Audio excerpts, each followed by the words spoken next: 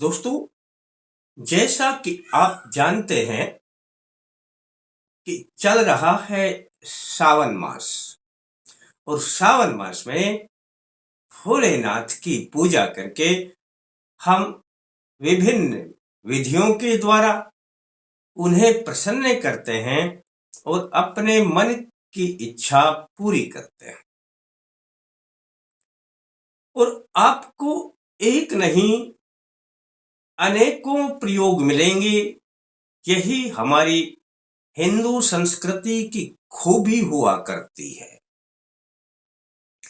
कि हम अपने देव को जिस रूप में भजें, जिस रूप में याद करें, उसी रूप में वे हमारा काम भी करते हैं।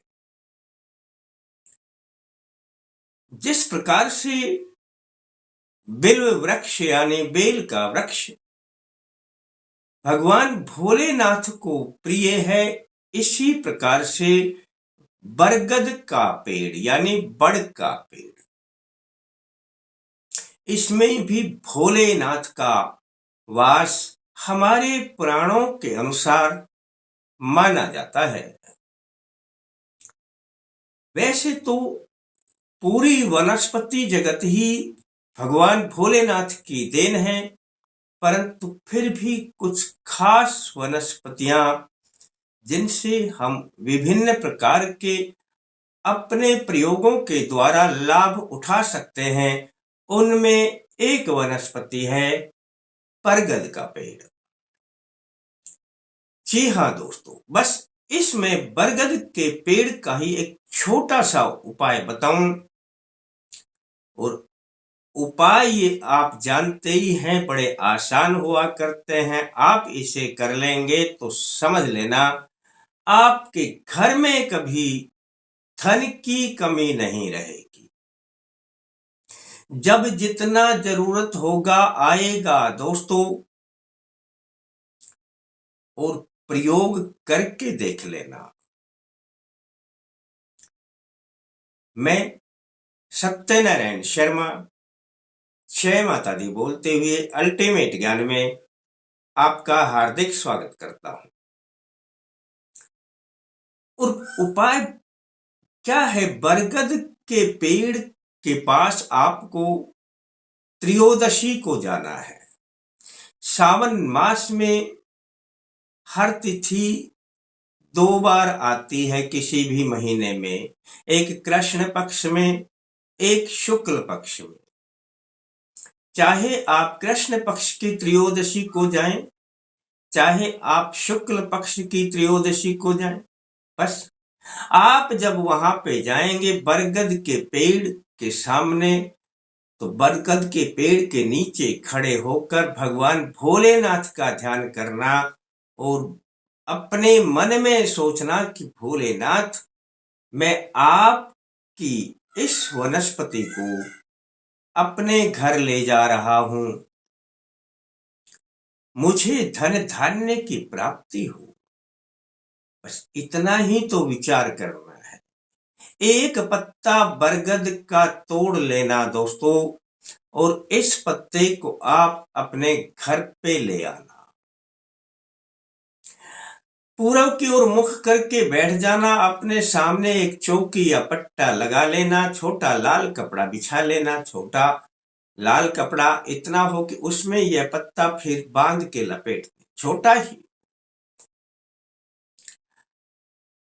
आपने इसको रखने के बाद लाल कपड़े के ऊपर आप पत्ते को रख देना और इस पत्ते को शुद्ध जल से छींटे लगाना। अब इस पर शुद्ध जल से छींटे लगाने के बाद आपको आवश्यकता होगी एक गुलाब के फूल की। वह आप पहले से ही जब बैठें तो अपने पास में लेकर के बैठना और थोड़ा कच्चा दूध लेकर के बैठना। बस दोस्तों, हो गया काम। इतना सा काम करना है। आपने जब इस पर शुद्ध जल से छींटे लगा दिए तो उसके बाद आपने गुलाब का फूल इसके ऊपर रख देना है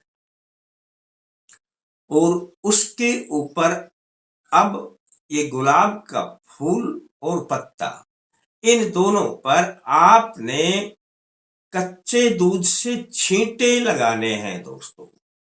ये अपनी छोटी उंगली के पास में उंगली है, इसको डुबोएं और ओम नमः शिवाय बोलते हुए कच्चा दूध का छींटा लगा। फिर दोबारा कच्चा दूध का छींटा लगा दें, ओम नमः शिवाय। फिर तीसरी बार कच्चा दूध का छींटा लगा दें, ओम नमः शिवाय। बस हो गया दोस्तों। भोलेनाथ का ध्यान करना है कि हे भोलेनाथ, मेरे घर में सुख संपत्ति धन धन बराबर रूप से आता रहे, इतना ही कह देना दोस्तों। और 10 मिनट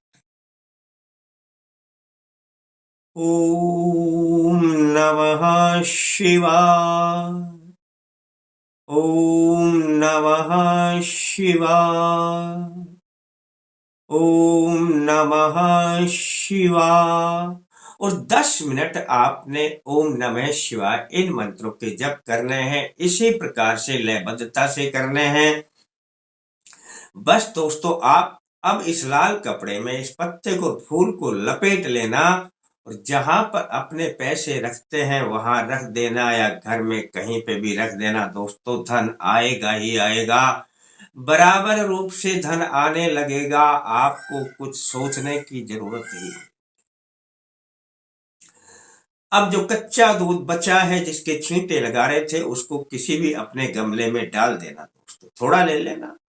अब जो बचा है उसको किसी भी गमले में डाल देना दोस्तों। अब यह प्रयोग जो आपने रखा है, यह 1 साल तक कम से कम रखा रहे, यानी अगले श्रावण मास। और अगले श्रावण मास तक देखना कि आपका जीवन कितना बदल गया है, कितना कुछ आया है, कितनी आपको जरूरत थी। अगले साल में अपना यह पत्ता खोल लेना, उस कपड़े को, और अपने इस पत्ते को, फूल को चुरमुर कर लेना और अपने गमले में डाल देना। छोटा लाल कपड़ा है, उसका कुछ नहीं बिगड़ता, वो सिर्फ रखने के लिए होता है। उसका कहीं भी प्रयोग कर सकते हैं आप अपने घर। और अच्छा अब लगा है आपको तो इस प्रकार से अगली बार फिर कर लेना दोस्तों। बड़ा आसान और साधारण उपाय बताया करता हूं, लेकिन जीवन बदलते देर नहीं लगेगी। और अच्छा लगता है तो किसी को बता देना। थोड़ा और अच्छा लगे तो लाइक कर देना। शेष फिर मिलते हैं दोस्तों नए अंक के साथ। तब तक के लिए जय माता दी।